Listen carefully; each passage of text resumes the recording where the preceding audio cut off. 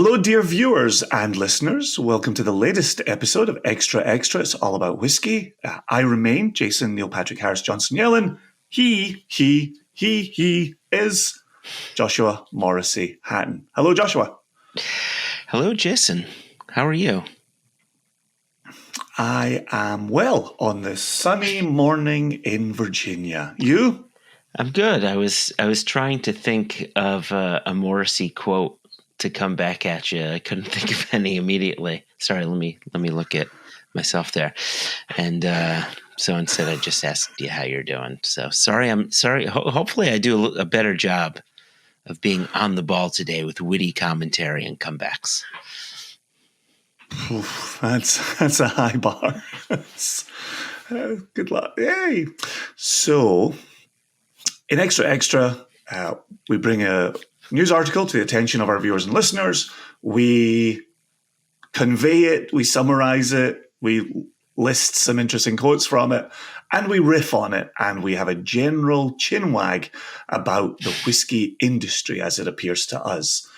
This is a story that we wanted to put in our general runaround episode, where we ended up covering 3 different news stories that had come to the fore in recent days. And by the time we got to this one, we'd kind of run out of time. And we wanted to dedicate its own episode to it. I knew that we had to circle back when I was having a conversation with Jess. And Jess had said, Catoctin Creek did what now? And then we received an email from our very own Michael Nolan, tremendous supporter in Chicago. And Michael had said, did y'all see the Catoctin Creek news? When people in our inner circle are saying, did you see that thing that we saw? We really need to be to bringing it to the attention of Extra Extra. So Season 4, Episode 21, Catoctin Creek reacquire stake from Constellation. So this started life as a press release from Catoctin Creek, gathered a little bit of steam. I think Craft Spirits had a little piece on this. Yes. They were reproducing that press release. Yeah. And then there was a little bit from the spirits business. 10th of October, 2023. Nicola Carruthers, who feels like she's part of the team around here. She really does. We quote Nicola plenty, and we've never met her. No. Have you ever met her? No, I've not met her, but I hope that she feels as much part of the team as we feel she is part of the team. I hope she feels that we give her full credit for the articles that she writes that we quote. I hope she feels like she is seen and heard and fully represented. That is important to me. We salute you, Miss Carruthers. We salute you, Miss Carruthers. That was a nice moment. I like that. So yeah, what's going on here? So in January of 2017, Constellation, who first appeared on my radar when they purchased High West for $160 million. Oh, it was 160. For some reason, I had 60 in my head, but 160 makes much more sense, because I remember nowadays 160 doesn't seem like a lot, even though it totally is. But back then, it seemed like, oh my gosh, that's a lot of money. And it is still, oh my gosh, it's a lot of money. But do you remember the year of that acquisition? We always talk about time clearly doesn't exist anymore. But I turned 40 in the summer of 2014. A group of us went to Park City, celebrated with David Perkins and High West, had a darned good time.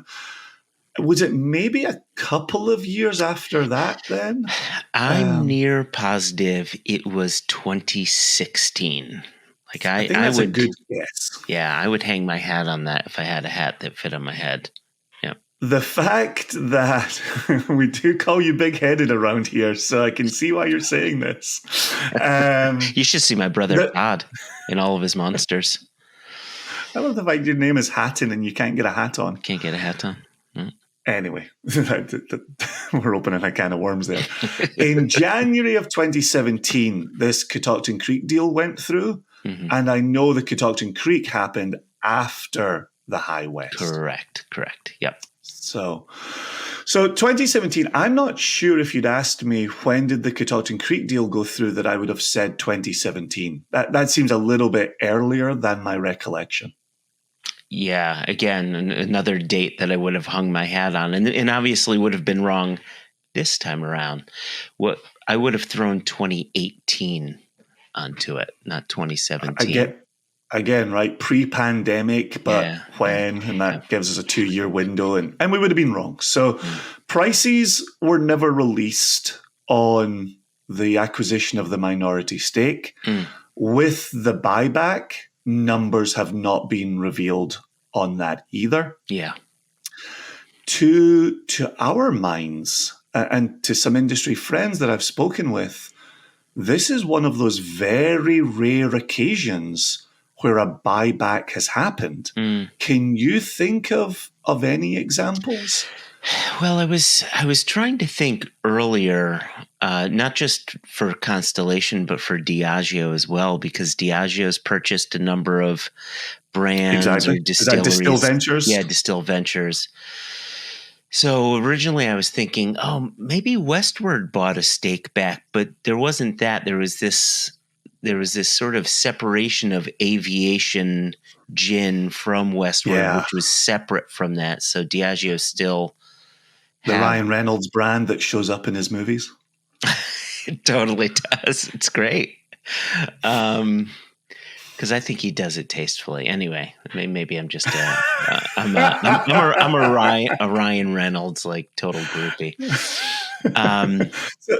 So before you go down that Distill Ventures path, in the Nicola Carruthers piece, she gives us a little rundown on Constellation Brands, and it's got a CBV, Constellation Brands Ventures arm.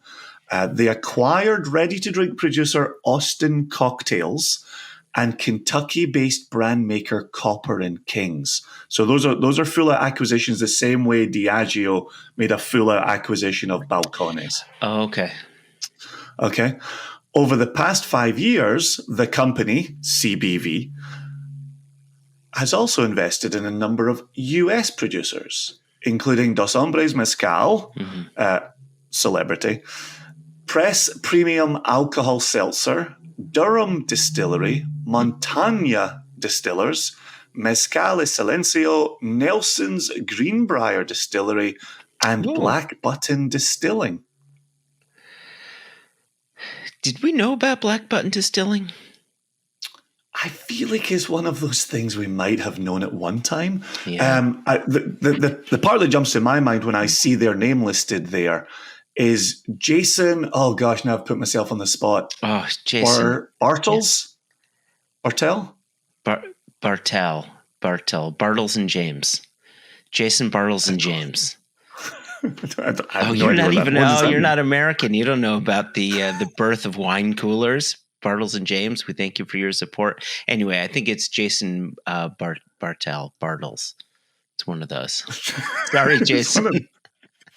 It's too early. I haven't had my coffee. I only have water to help your weak mind this morning. The reason I bring up Jason, who owns Black Button, is he used to be the accountant for Catoctin Creek. Oh. And so as much as you and I say, did we know about that? And maybe we knew about that once. There's a sense of he would have been the right man in the right place. However, with that said, Black Button's 10 years in at this point. Scott and Becky are 2009, right? They're 14 years in at this point. So definitely some crossover there. My guess is, they were speaking. My guess is you can also see this sometimes when they make a partner, when these bigger groups make a partner, they say, who would you recommend? Who do you see as up and coming the same way you're up and coming? Yeah, for sure. The thought of Catoctin Creek making a recommendation of Black Button doesn't seem particularly surprising to me. And then Nelson's Greenbrier, which is in Tennessee, near and dear for me. I've purchased bottles from them. I've shared bottles with you that I've got from them. I've got a bottle right on my shelf over here. Yep. Right. They've had a good relationship with Bill Thomas at Jack Rose Dining Saloon, where Cask Picks have gone in there as well. And so to see Constellation there. Which brings me, Joshua Hatton, to the meat of the matter, which is clearly Catoctin Creek, Scott and Becky, say the right things in the press release and in the Spirits Business quote. Clearly, Constellation Brand Ventures say the right thing in the press release. Why? Why would a company... Oh, excuse me. That was my coffee. I do apologize. Caught me unawares. Constellation Brand Ventures is listening in. Right, you can see in January of 2017, you have this idea that... Let me give you a story. I was saying this to somebody last week while I was on my travels in Idaho, and I think this is such an important story. We've seen this in craft brewing. And when AB InBev came knocking on the door of Devil's Backbone, who are just over the mountain from me in Afton, Virginia. Okay. They had already become a very well-known, very well-represented, very well-distributed Virginia craft brewer. And when AB InBev's name got associated with them, a number of craft drinkers said, it's been a good run. I'm going to go off and discover the next craft brewer. Yep. I was actually having this conversation with a friend over Stone. Somebody just bought Stone, and it was huge. Yes, I forget who that was. Oh, but man. It's a huge player, right? It's a huge player. A huge player, and it's I don't want to put a speed bump in front of what you're saying. I just want to reinforce your comment about Devil's Backbone.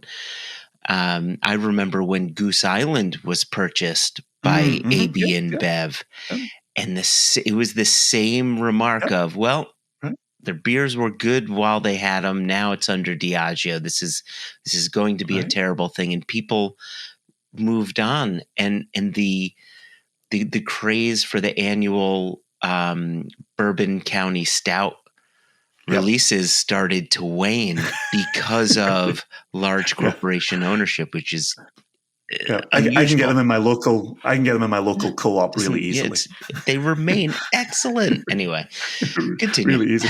So I could be wrong. Full disclosure, I could be wrong.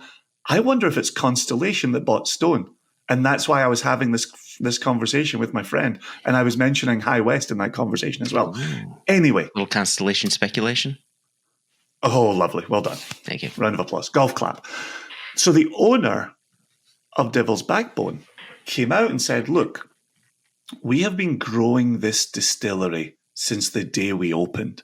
And we have gone back to the bank several times.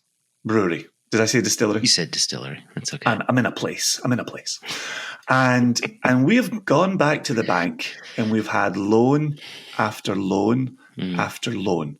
And we have reached a point where the bank with whom we have been working cannot loan us enough money for our next stage of growth. Wow. Okay. And we are now drawing from the bank of AB InBev. Yeah. And I thought that was a remarkable quote that was really saying, look, as a beer lover, for you and I in whiskey circles, when you hear the involvement of the big player, you say, well, that's the end of that. It was the first time I'd heard the internal argument of, no, if you've supported us to this point, please keep supporting us, because it's the same people doing the same work, building the same product that you all love. Yeah. So I thought that was a really key quote, which now brings me back to when Constellation acquire a minority stake in Catoctin Creek, you can see needs being met, right? They could hire more people.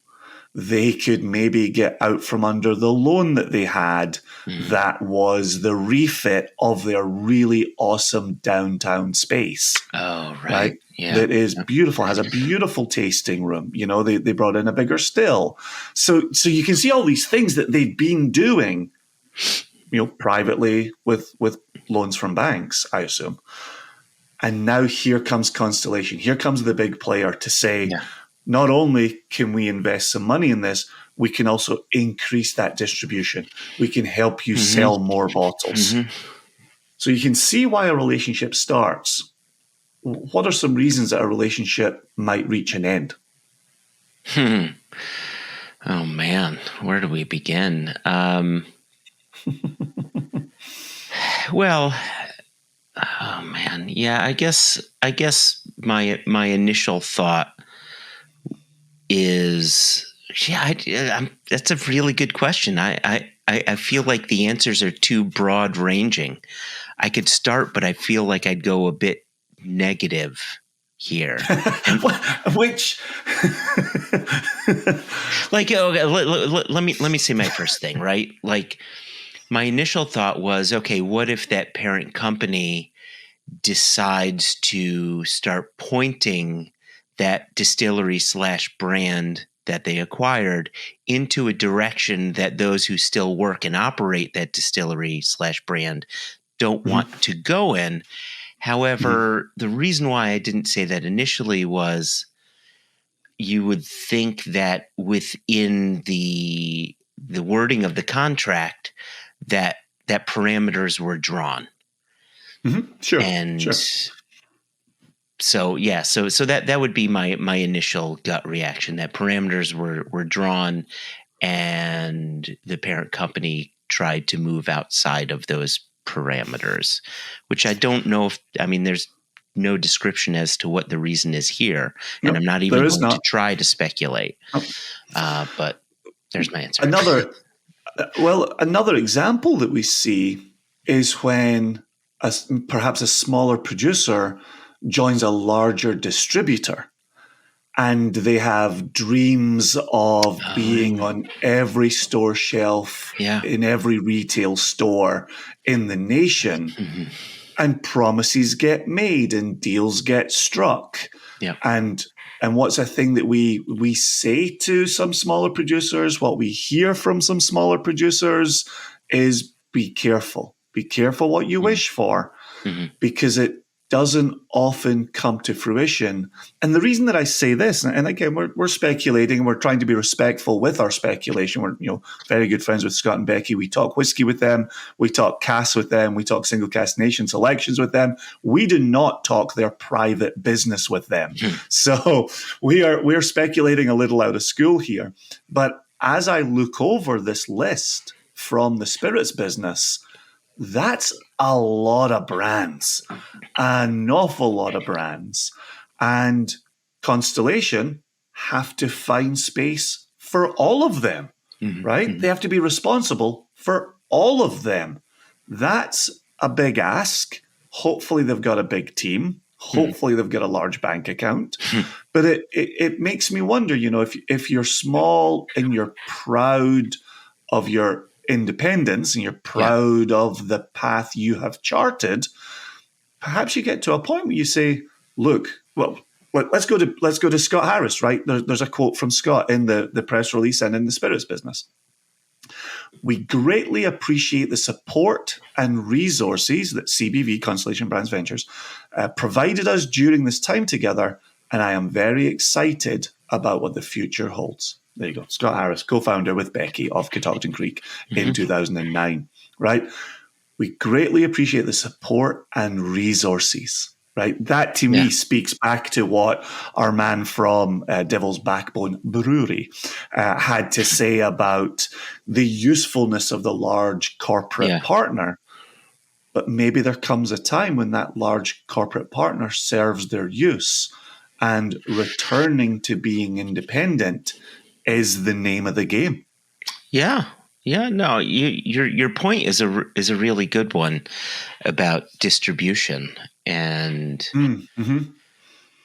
Catoctin Creek. For as much as we shout to the roofs about them. Mm-hmm. As much as they've got this collaboration with Guar, which I think is fantastic. They, big picture, they remain a very tiny brand within a large pool nationwide, but then also the pool, whoever Constellation has for their distribution network.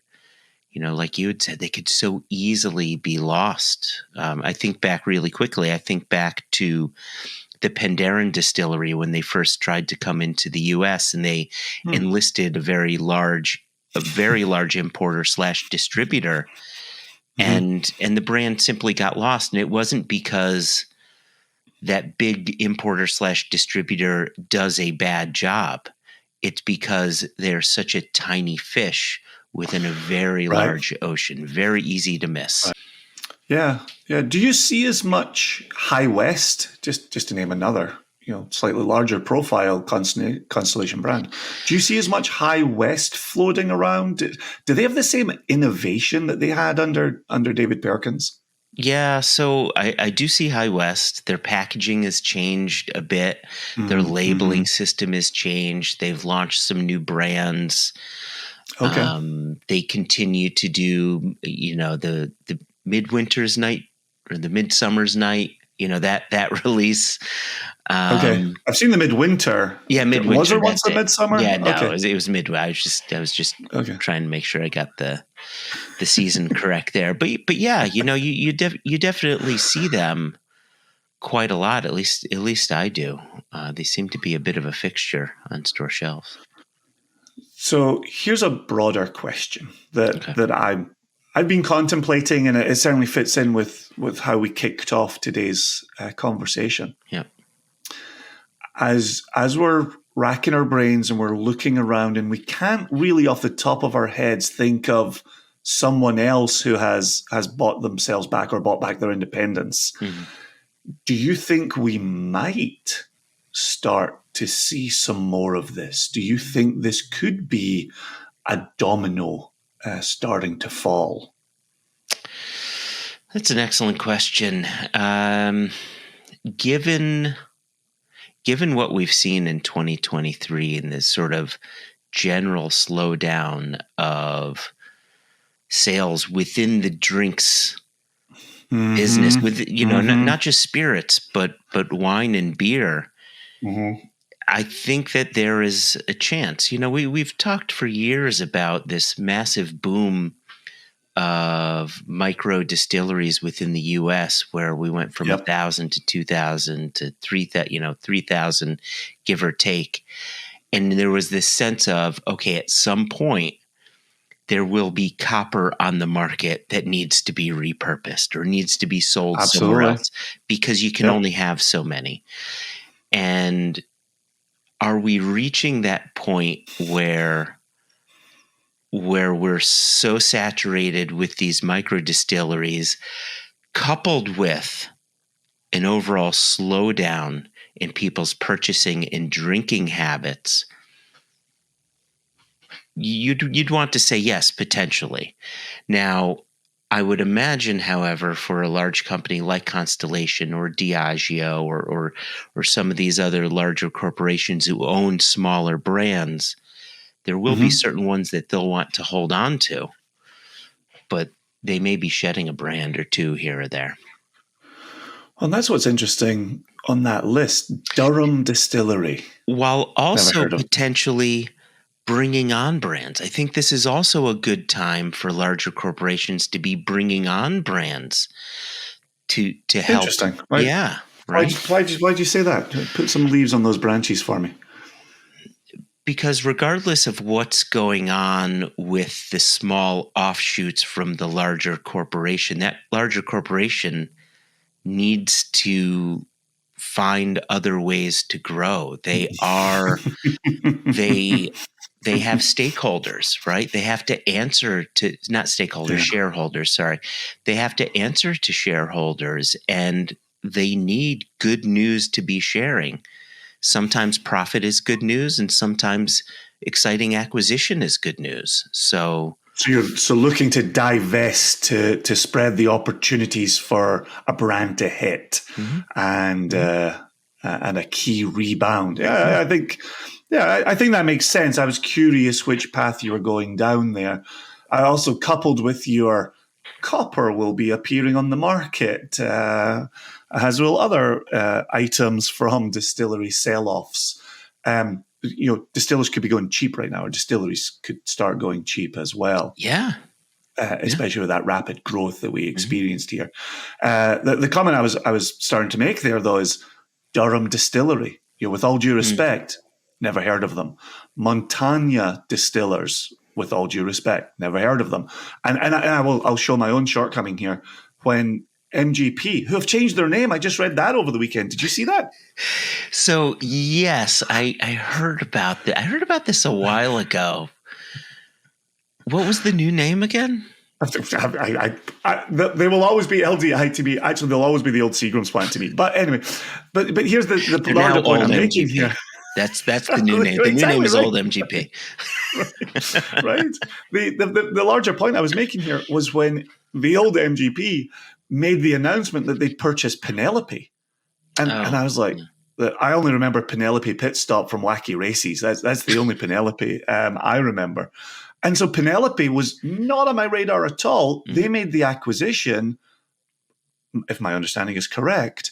Penelope was entirely MGP sourced liquid. A la Dave Schmier, sourcing is not a crime. It is not. And so MGP brought a brand established by somebody else on the back of their liquid in-house. Like, talk about making perfect sense. It's like, so what a great smart. acquisition. You gain a brand that has recognition and street cred, and the people who buy it know that it's MGP liquid. You could purchase that brand. You could sell the liquid for the same price in the bottle and just increase your profits by 30%. That is such a smart business decision. But to my larger point, right, is I didn't know Penelope, right? Yeah, okay. But it was certainly on MGP's radar because they looked at the receipts, right? They saw where all the product was going. They knew that they were clearly selling more year over year. And so just because I haven't heard of Durham Distillery or Montagna doesn't mean anything in this world.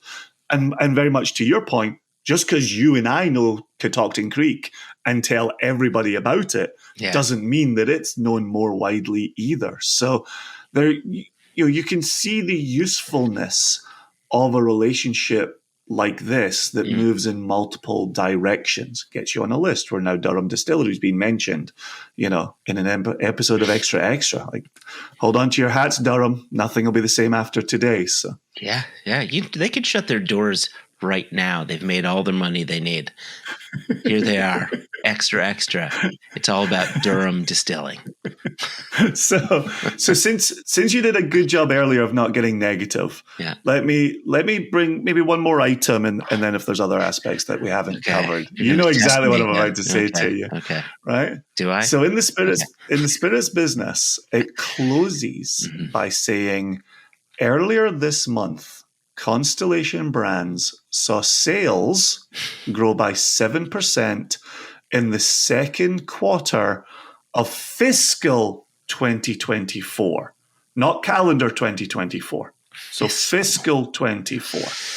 Okay. So if I'm correct, fiscal 24 started July 1 of this year. Oh God! Now I've stepped too far. Yeah, now we've gone too far. These are accountants playing with years, and so in very recent numbers, Constellation Brands saw sales grow by 7%. However, spirits plummeted by double digits, and those numbers are not shared in the spirits business article. What do we think of this? Constellation Brands sees sales grow by 7%, but spirits dropping double digits. Well, I think it's important to think about, and I was about to search this up, but I couldn't spell Constellation fast enough. So maybe while I'm talking, you can. before we started this, I was looking at Distill Ventures, right, which is Diageo's, their business venture arm, just like Constellation has a business venture arm, and they own non-spirits companies, right? They own Seedlip, right? So I don't know all of the brands that Constellation owns, but do they have non-alcoholic brands? Do they have breweries, right? That's not spirits, right? Do they have wineries? That's not spirits. Right. Yeah, from that short list on the spirits business, it's a ready-to-drink producer, right? Where RTD, cocktails have been doing very well. There's some rumor there that ready-to-drink cocktails might have already crested, and then brandy maker Copper and Kings. I don't know if Constellation are filling their shortfulls with brandy. I find that hard to believe. But no one's filling their shortfalls with brandy. Every little helps. So just really quickly, I did go to the Constellation Brands website, and we were all watching, except for our listeners, except for the listeners, like you said. So they've got beer and wine and spirits, and you go to wine, and there's brands like Rufino wine, which anybody who goes into a liquor store, Rufino's like a Prosecco. I buy hide of that Prosecco, and we make little Prosecco cocktails. So, so there you go. They're up 7% overall, but their spirits have dropped double digits. Wow. Okay. Yeah, which is it's a small aspect we've been returning to a little bit as this year has gone along. Where do spirits remain strong? Where does the growth remain for spirits? What stories need to be told? And again, as I always say on One Nation Under Whiskey and in Extra Extra, not marketing stories, but real stories. What stories of people need to be told? What stories of environment need to be told? What stories of collaboration need to be told? To keep spirits strong in a meaningful way. And, to bring it back to Scott and Becky, I know that them having the ability to ship direct to consumer, even within the state of Virginia, and now they have signed agreements and partnerships that gets them direct to consumer in other states as well. That helps them with a direct line between the consumer and the producer. Yeah. And so, perhaps there's an opportunity there if they've purchased back their share from Constellation.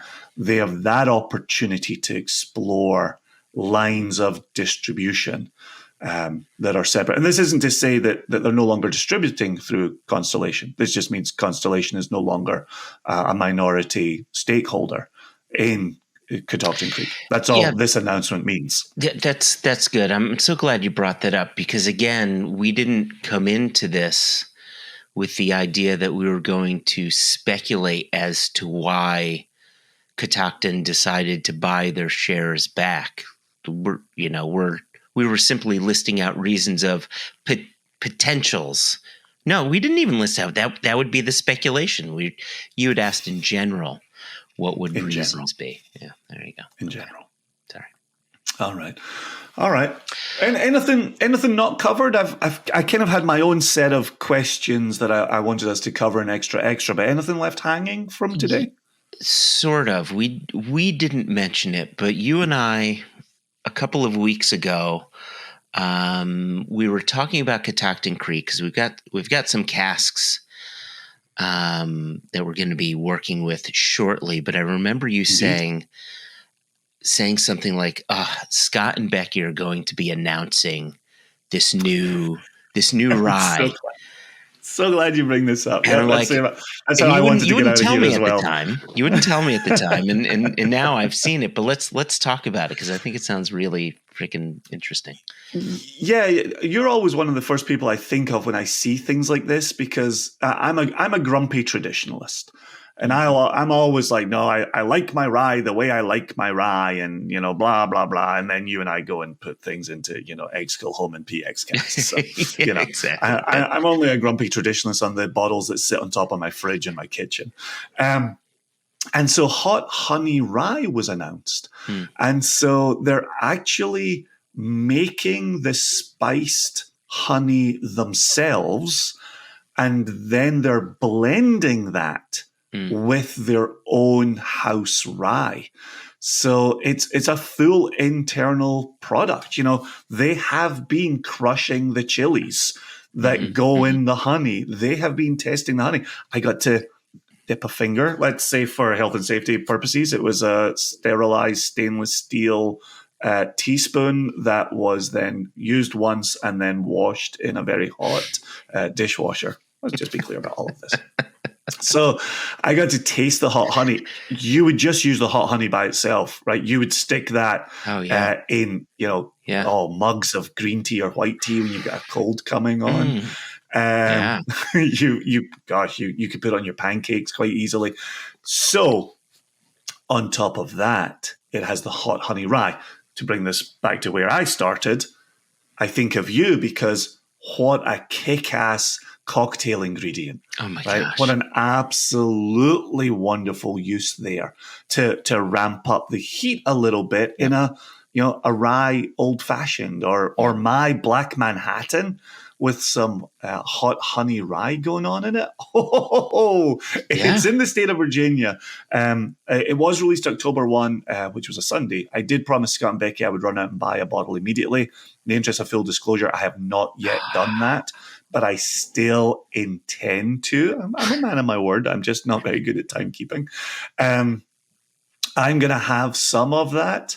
And if it doesn't become available in Connecticut, I will bring you some for your birthday celebration as well. I will bring that up from Virginia. So you've got a bottle of that for cocktail making, experimental drinking, and hell, sticking it in white tea and green tea just for funsies.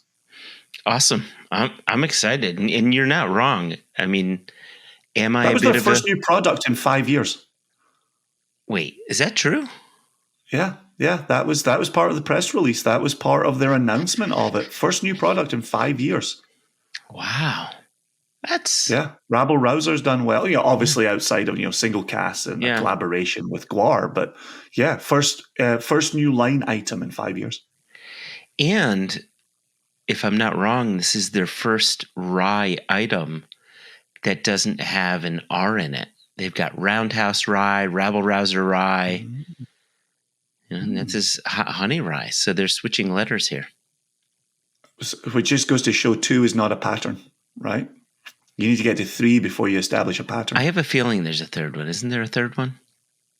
Yeah, Ragnarok Rye. For Guar. You put me on the spot for Ragnarok Rye. Look at not a line item, but I will let you have it. I'll let.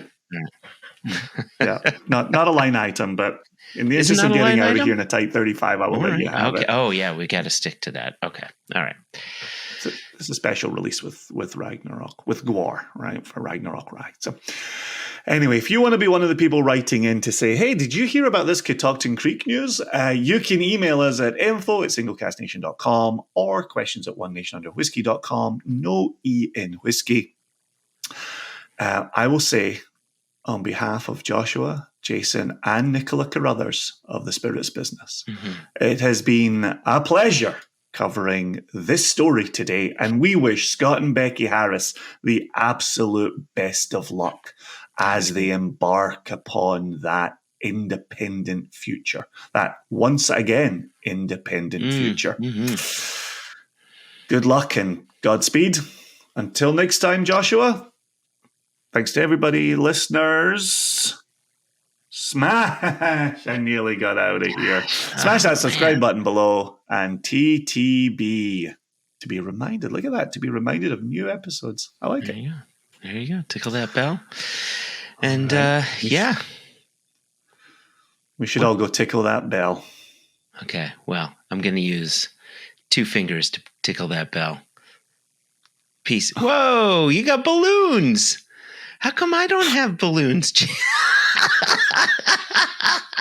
Oh man, if there are any listeners, the listeners who are have not, really missed out on that one. Oh man, that was fantastic, Jason. Oh, these poor listeners. They need to start watching. All right. Let's get out of here. Peace. Peace.